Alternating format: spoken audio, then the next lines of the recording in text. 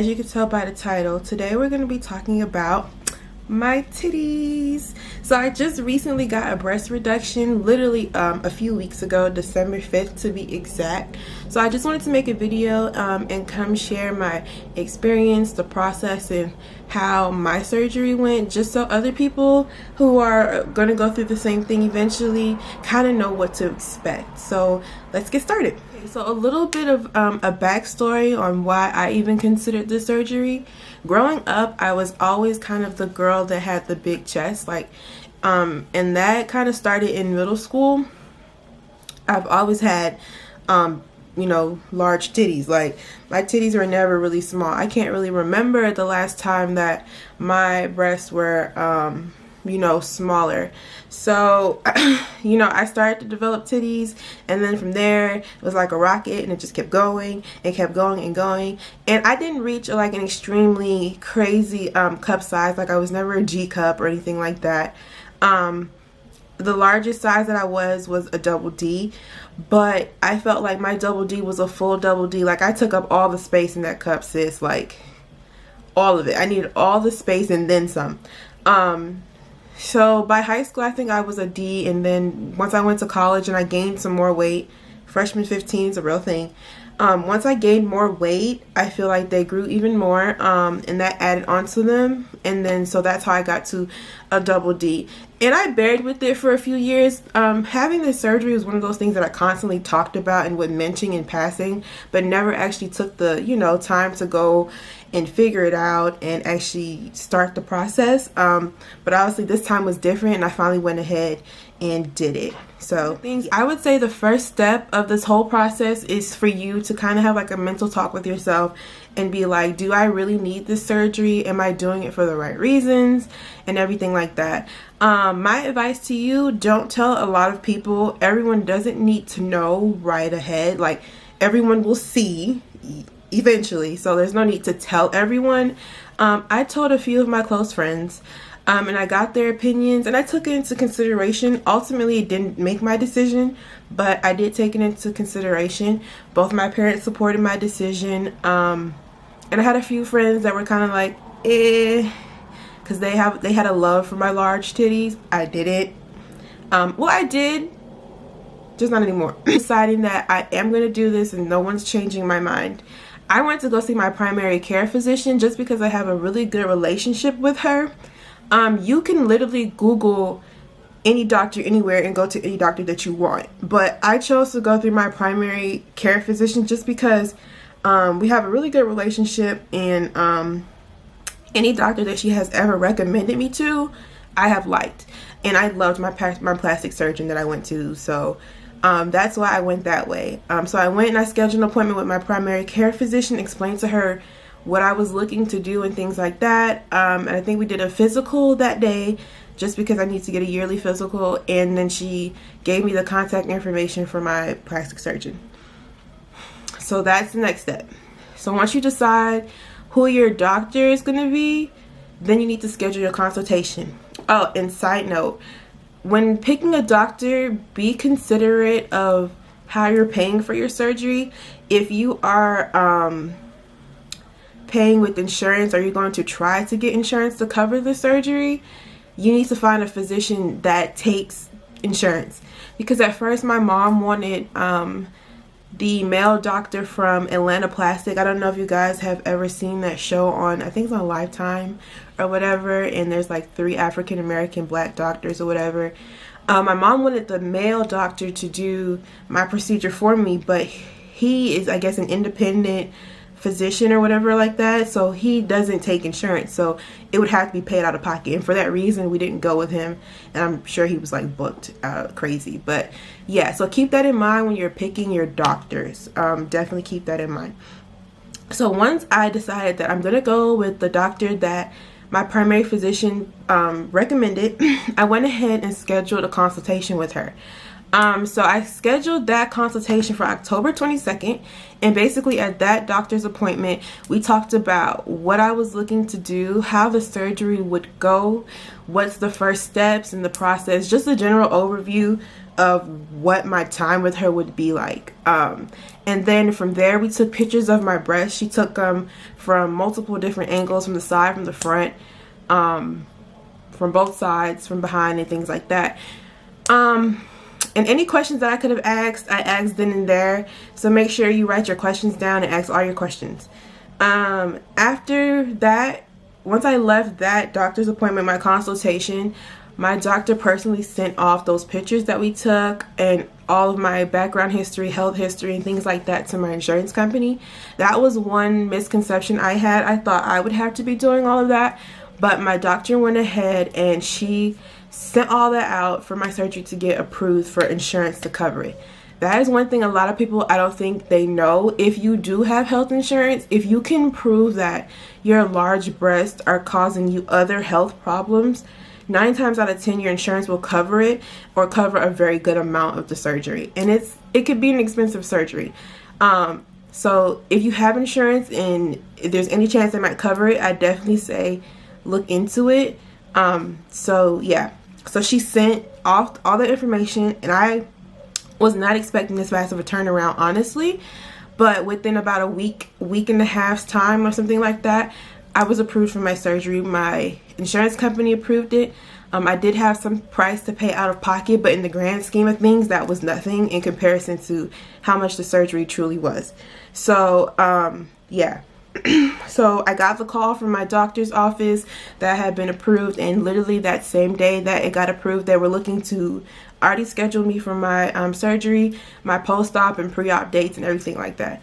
So once I was approved, we went ahead and picked a surgery day. So I picked December 5th, which was 5 days after my birthday, so I was literally turning up a few days before that. But I picked December 5th because I wanted to get it done before the year was over. So yeah, December 5th was my actual surgery day. I went ahead and we scheduled our pre-op appointment on November 19th. So October 26th, I had my consultation. By November 19th, I was doing my pre-op, and then by December 15th, I would have been on the surgery table.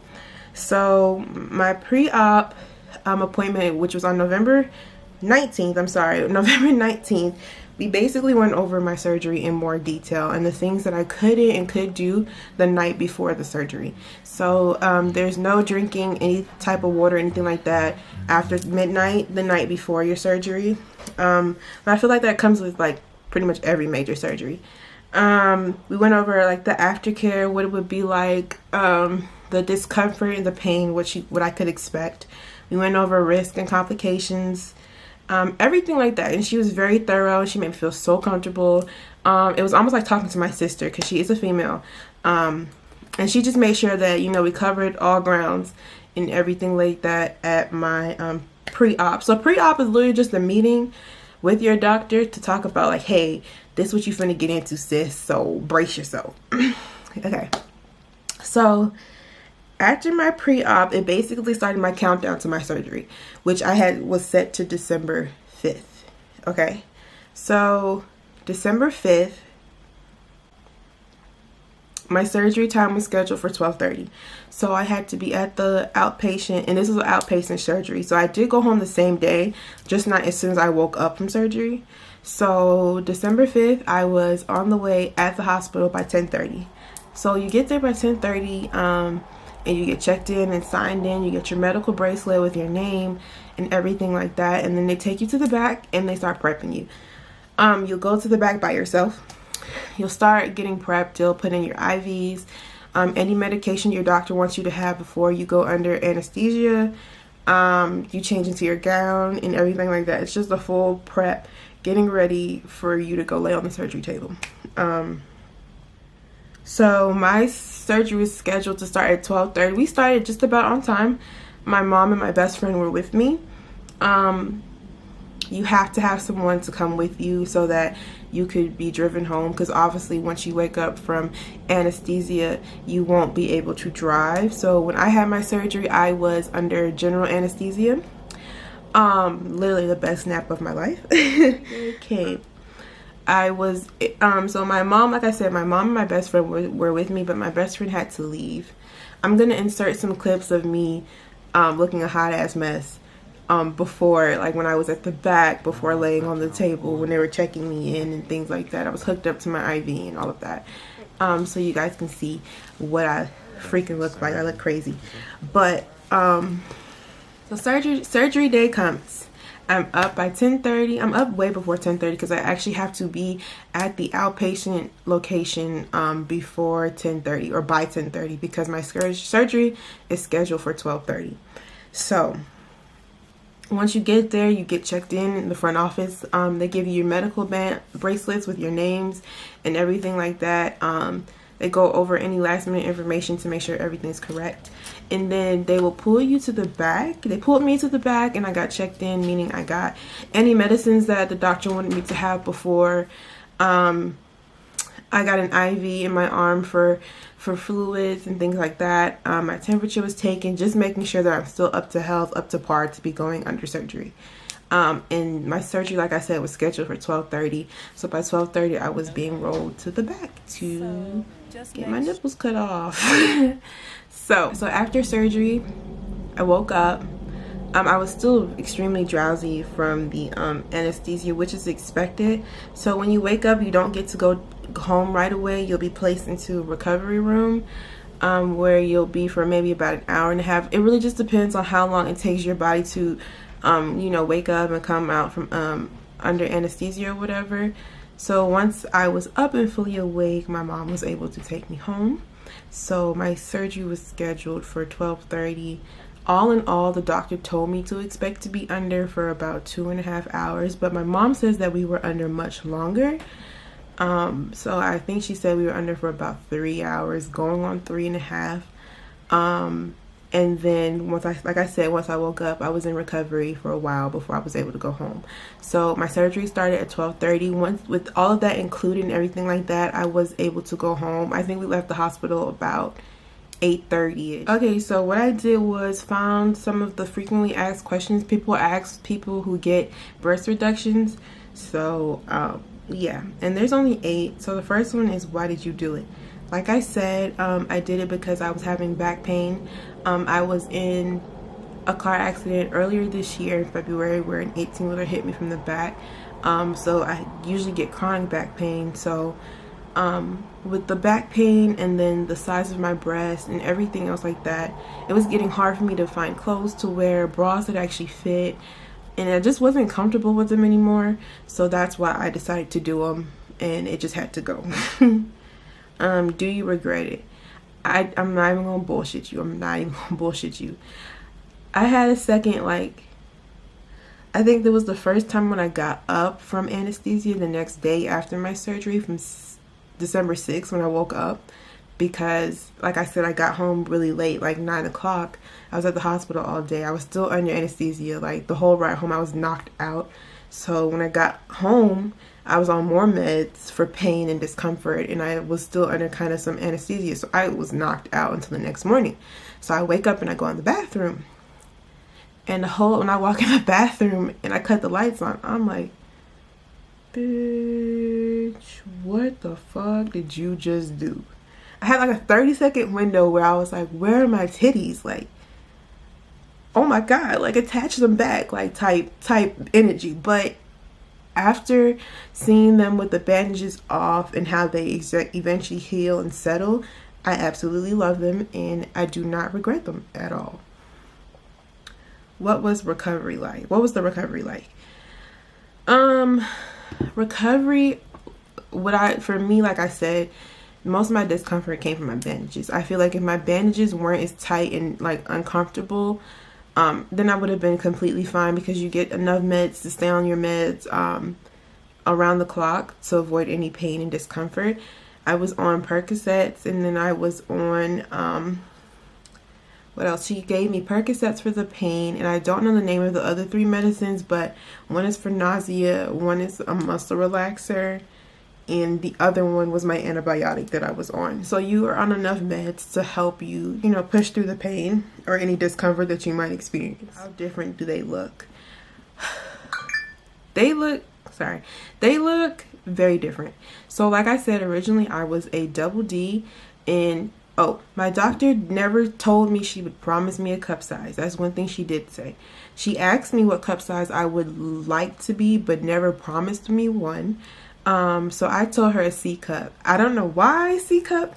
Well, really a C cup because I felt like that was not too small, but not too big. And my life was great when I was a C cup. So like, why not? So I told her a C cup. They look different, and as in my nipples look very different because they do cut around your nipples, depending on what kind of cut your plastic surgeon uses. Mine's used, I don't even know the name of the incision, but it's the one where they cut around your nipple and down and then under your breast. So that was the incision that she did. So my nipples look very different, and actually I think they're really cute. Classy nipples, but I think they're really cute. Oh shit. So yes, they look extremely different just because it's just a drastic change. Like, I have literally no titties now, so yeah, they look very different, but they're cute and they're perky because with the reduction she also gave me a little bit of a lift. So I was extremely excited about that. What happened? Okay, next question. What happened to your nipples? Okay, so they're still my real nipples. They just got some of them cut off. Like, the areola around them, like, too many details, but the areola around them get cut, so it'll look different in that way. Like, if you have a very large areola, expect to have a smaller one because she's gonna cut around your nipple space, or around your areola, so that will definitely be smaller. Will you still be able to breastfeed? My doctor ensured me that I will still be able to breastfeed. So if that is one of those major concerns for you, definitely ask. She told me that she would never remove enough breast tissue so that I wouldn't be able to breastfeed. I still will be able to breastfeed like any normal woman would be able to. So yes, I'm still able to breastfeed. How much did you actually lose? Like I said, I was just a double D and I went down to a C cup. But the only thing with that is today is, what is today? January 1st. The only thing with that is I go in for my 6-week post-op appointment on January 18th. And that's when you actually get measured, like for your bra size, whatever your new bra size is, because you want to give enough time for your incisions to heal and everything like that. And then for basically for your titties to settle, because they're going to drop some and they're going to become a lot less swollen and things like that. So you usually don't get measured until 6 weeks or later. So when I go back to my doctor on the 18th, I will actually know what exact size I am. But as of now, I'm just saying a C cup because that's what we were reaching for. That was the goal. And when I look at them, I get about a C cup. So yeah. Okay, next question. Do you really not have to wear a bra? Yep, it's true. It's very true. I do have to wear a bra right now only because I'm just doing what my doctor told me to. But when you go to your post-op, she also gives you a special bra that you're supposed to wear. It's not really a special bra. It's just, well, for me, I don't know if you go from, if you're a bigger size and you go, like, say you're like a F cup and you're going down to a D cup, like that's more of a, to me, it's more of a drastic change. So for me, the bra that she gave me was just, it just looks like a regular sports bra. So no underwire after post-op. So that's the only thing. Like, I don't have to wear a bra at all. Like, my titties sit up perfectly now. Like, I literally do not have to wear a bra. But if I do choose to wear a bra, I have to make sure there's no underwire. That was the only specific that she gave me that I have to follow. She said no underwire at all. But that myth is true. Eventually, like, once they are fully healed and everything like that, you don't have to wear a bra because they don't go nowhere. They just sit up all pretty. Okay, how did your significant other react? Well, I'm single, so.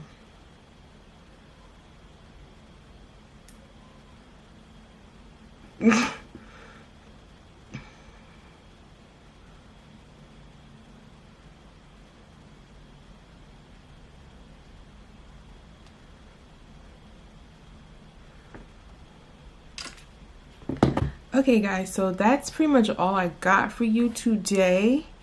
Oh,